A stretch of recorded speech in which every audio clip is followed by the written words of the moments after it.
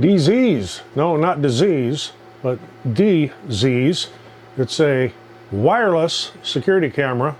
Has an internal battery, and I have a couple of the same type of things here in the shop already, and they work great. You just charge them every 2 to 3 months, and they go on and they notify you on your phone. Well, this company has provided this model number CG6 smart security camera. It says so right on the box. And I'm doing the setup on it, and I will show you somewhat how this sets up. I'm not going to get into the actual stuff on the phone in detail because I'll be giving away passwords and usernames and that kind of stuff, but I'll walk you through what you need to do to set up. It does come with an instruction book, and the camera's sitting right here, and it is on, and I can see myself. I can see the camera here on my phone. I've got it sitting here doing what they call a live stream. This book here that comes with it, it's very well written, and it is very detailed, and it will tell you what you need to do. So I have this on the charger right now because it's not charged. I just took it out of the box a little bit ago. Make sure it's fully charged before I go to put it up. And I'm not going to be putting it up today again because it's raining. But how you install it and where you point it, that's up to you. You know, it's for whatever area you need to cover.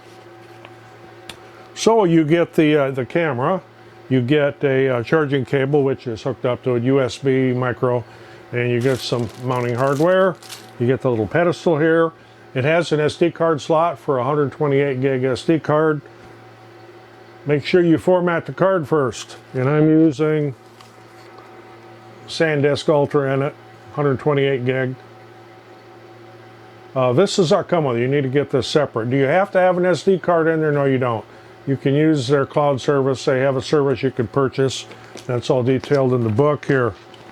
So the first thing you need to do is download and install the app. The QR code right there you can scan with your phone, or you can just go into the Play Store and look for the Dzees Home app. It's spelled D-Z-E-E-S, then Home. And you can find that in the App Store. You'll have to open it. You have to set up an account. It'll ask for your email address. You'll have to put in a password. They will send a confirmation code to your email, in which you have 2 minutes to retrieve and put into the phone, or you'll have to start over. So something to keep in mind. Have your email ready when you go to do this. Okay, you can then add the camera to the app. Now you have to turn the camera on. There's a little button on the bottom. You hold that for about 4 seconds and it'll make some chirping noises. And once it starts making those chirping noises, just follow the directions on your phone. I mean, this is really, really easy.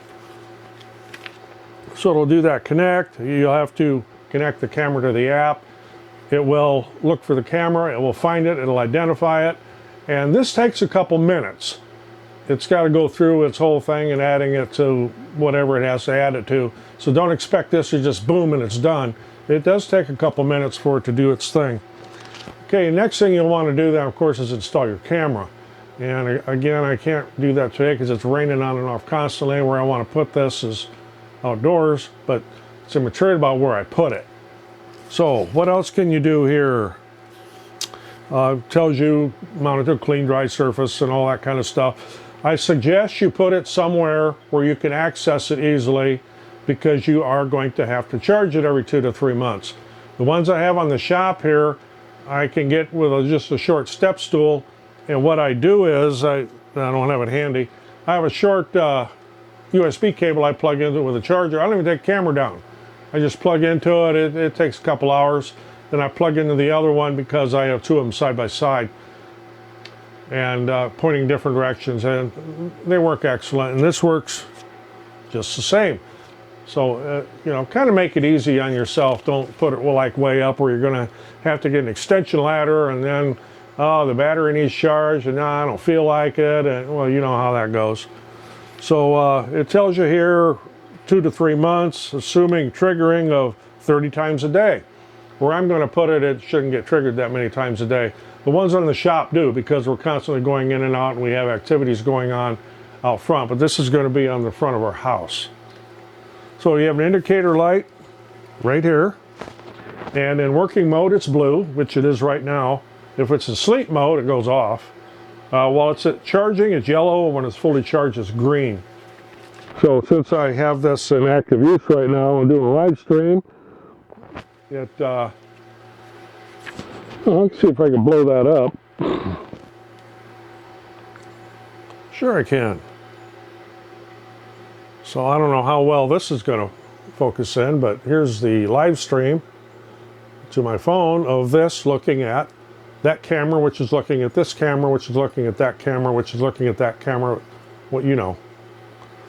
So anyway, get back to the regular. Okay, you can talk to it and sound will come out of it. A little button here, you press to speak.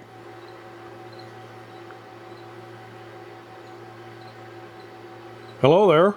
Hello there. Hello there. Oh, I got feedback on that one. That works. Okay, so the purpose of that being able to speak is someone comes to your door and push that speak button and the voice will come out of there like, what do you want? We don't want any, go away. Or if it's somebody you know, say, oh, come on in or go around back or I'll be right there, that type of thing. So you'll be able to check to see who's there before you actually go out there and look. Then you've got a device menu on your phone here. Again, this is hard to show on a phone, on a camera, and I don't have this set up to do captures on this. But it tells you,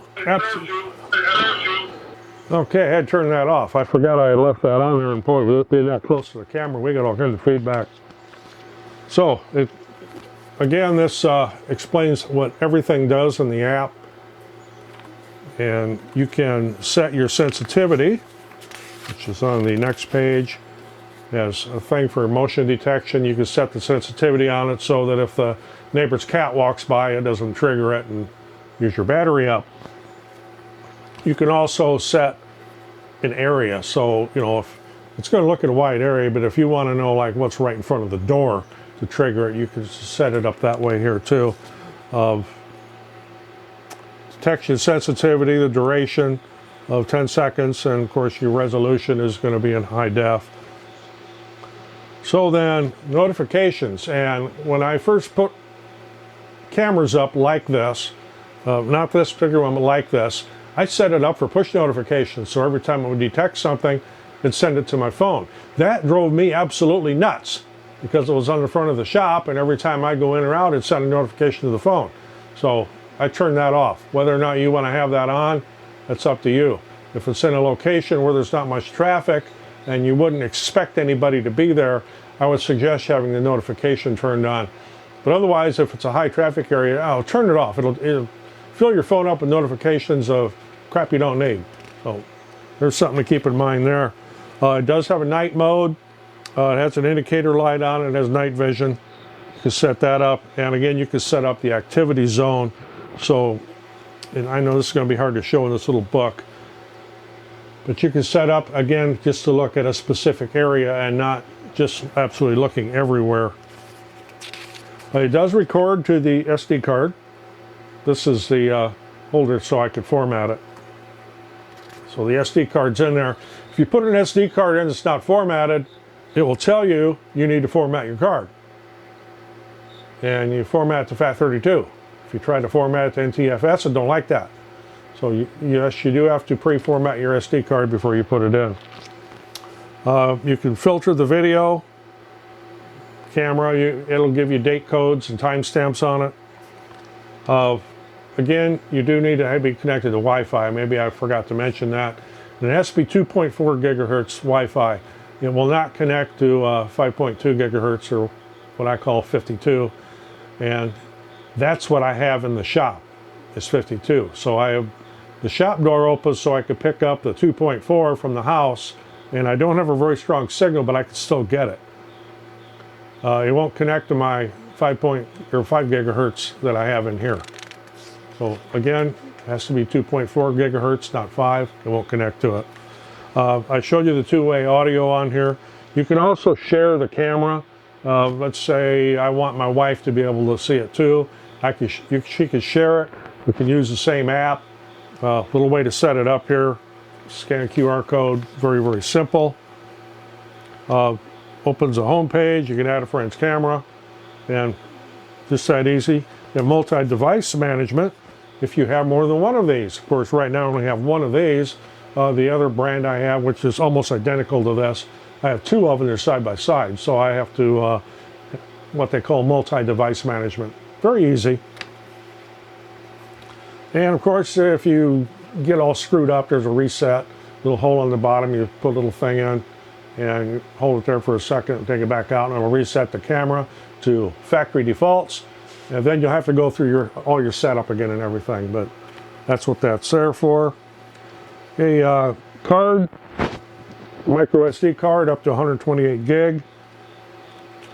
And if you don't want to use that, you get 3 days of free automatic coverage of cloud storage. That's after activation.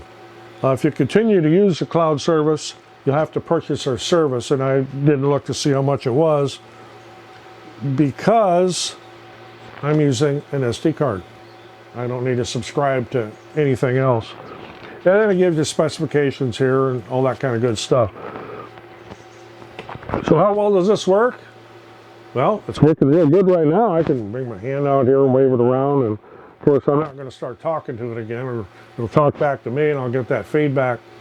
So I'll put a link in the description of where to get this. These are not expensive, and they're weatherproof. Even though I'm going to be having it kind of under an eave, they are weatherproof. You can have them out in the rain. The ones out in front of the shop here get wet all the time. I don't have any problem with them. And which direction you want to mount it. It's got a mount on the bottom. It also has a mounting hole in the back. So if you want to have your mount that way, this is also adjustable for angles. And there's a collar right here on this you can loosen. And then you can turn this from one way or the other to aim it exactly where you want. When you get done, just tighten down that little collar. This probably didn't show up real well, but it'll be real self-explanatory when you get it. And we're still charging here. So that's an overview of the hows and whys of the Dzees, not disease, but Dzees wireless security camera. Very easy to set up. And again, there'll be a link in the description on where to get one. And also, yes, they did provide this to me to demonstrate, which I would have done a little better if it hadn't been raining, but I've been waiting for 4 days here, but weather hasn't been cooperating. At any rate, that's how it works. They work very, very well. Again, the notification thing, that's entirely up to you. If it's a high traffic area, it's going to drive you nuts and you're going to want to turn it off. So if you got anything out of this, appreciate getting a thumbs up. Always helps the channel. Roger in the shop. Dzees Wireless Security Camera. Thanks for watching. See you in the next one.